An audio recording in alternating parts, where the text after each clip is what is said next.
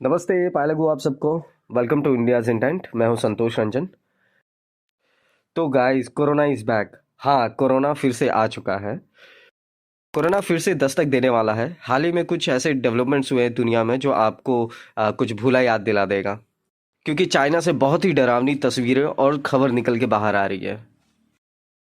देखिए, डब्ल्यूएचओ ने कहा है कि चीन में अब हॉस्पिटल्स के आईसीयूज हैं वो बिल्कुल फुल हो चुके हैं बहुत ही जल्दी से। और कई वीडियोस में बहुत वायरल हो रहा है जिसमें लोगों की कतारें हैं हॉस्पिटल्स के सामने।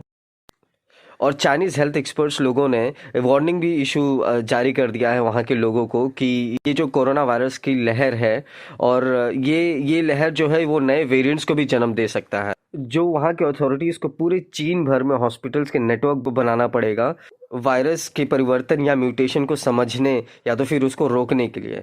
और आने वाले कुछ समय या कुछ दिनों में या रातों में कोविड केसेस और भी तेजी से बढ़ने वाले हैं चाइना में। एक खबर में ये बताया जा रहा है कि एक 23 साल का लड़का था जो ग्रेजुएट था, उसे काम पे ज़बरदस्ती भेजा जा रहा था जबकि उसकी तबीयत खराब थी 3-4 दिनों से। आप सोचे शायद ज़बरदस्ती क्यों काम करवाया गया। देखिए, जैसे हमारे यहाँ भारत में पिछले 1-1.5-2 सालों में कोरोना बहुत ही ठीक था, कंट्रोल में है, पर चाइना में नहीं था। चाइना में पिछले 2 सालों में लॉकडाउन था, बहुत ही स्ट्रिक्टली फॉलो करवाया गया था वहाँ के लोगों से। और लोग वहाँ पे प्रोटेस्ट भी कर रहे थे चाइनीज़ अथॉरिटीज़ के ख़िलाफ़, क्योंकि वहाँ पे बहुत फूड शॉर्टेजेस हैं, कंपनीज बंद हो गई हैं, लोगों के पास काम नहीं है। इसी के चलते चीन ने कुछ लोगों को जिनकी तबीयत ख़राब नहीं थी या जिनको कम बुखार था, ज़्यादा कंप्लेन नहीं था, उन्हें बिना कोरोना टेस्ट किए ही भेज दिया गया, ये सोचकर कि इनको कोरोना नहीं है। आप सभी को लगे wait a minute, corona test नहीं किया क्यों? क्योंकि भाइयों, चाइना में कोरोना टेस्ट किट्स की बहुत शॉर्टेजेस हैं। देखिए, कई इंटरनेशनल रिपोर्ट्स में ये जारी हुआ है कि कुछ शहरों में जैसे कि ज़ेजियांग, अनहुई और चॉन्गकिंग में लोगों को इतना गुस्सा था और उन्होंने इतने प्रोटेस्ट कर रखे थे कि वहाँ के अथॉरिटीज़ ने हार मानकर कोरोना के लॉकडाउन को छोड़ दिया। और जिनके पास थोड़े लक्षण थे या उनको ज़्यादा तबीयत नहीं ख़राब थी, उनको भी काम पे जाने दिया बिना कोरोना टेस्ट किए, ये सोचकर कि इनको कोरोना नहीं है। और इसी बात की वजह से ये वेरिएंट और भी चिंताजनक रूप ले रही है। देखिए, इस बात को लेके पूरी दुनिया में हलचल बहुत ही तेज़ हो गई है। अमेरिका में, भारत में दोनों सरकारों ने अपने अपने देशवासियों को एडवाइजरी भी जारी कर दी है कि सब सतर्क रहें, अलर्ट रहें।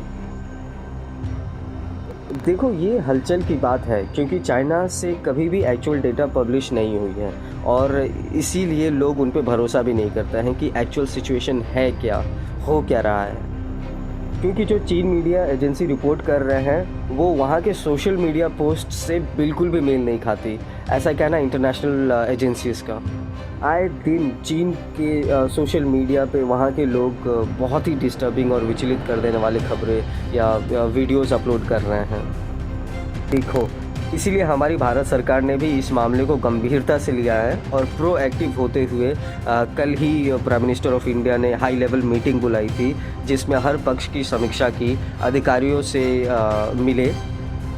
हालांकि सरकार ने संकेत दिए हैं कि ज़्यादा घबराने की बात नहीं है, पर हम सभी को सतर्क रहना है और फेस मास्क भी हम सबको लगाना अनिवार्य रहेगा पब्लिक प्लेसेस में। अब देखो, कल से इंडिया में भी कई सारे ऐसे न्यूज़ रिपोर्ट्स आए हैं जिसमें ये बताया गया है कि मौजूदा चाइना का जो वेरिएंट है कोरोना वाला, वो इंडिया में भी 4 केसेस आए हैं जिनको सरकार ने चिन्हित कर लिया है, मार्क कर लिया है और उनकी ट्रीटमेंट जारी है। ये कोरोना वायरस ने इस समय सबको फिर से हिला दिया है। आज लखनऊ में बैठक के बाद यूपी सरकार ने अफसरों को निर्देश दिए हैं कि कोरोना संक्रमण से बचने के लिए कोविड प्रोटोकॉल का कड़ाई से पालन करवाया जाए। उत्तर प्रदेश गवर्नमेंट ने कोरोना को अच्छे और सशक्त तरीके से लड़ने के लिए जीनोम सीक्वेंसिंग का प्रयोग करने को कहा है। Genome sequencing is an information portal of any virus. Genome sequencing एक तरीके का वायरस का बायोडेटा होता है। कोई भी वायरस कैसा होता है, कैसा दिखता है, ये सब जानकारी हमें जीनोम सीक्वेंसिंग से ही मिलती है। तो भाइयों, हमें इंडिया में अलर्ट रहना चाहिए, पर किसी भी तरीके का भगदड़ या बेचैनी की बात नहीं है। तब तक take good care guys. Over and out from Santosh Ranjan, India's intent.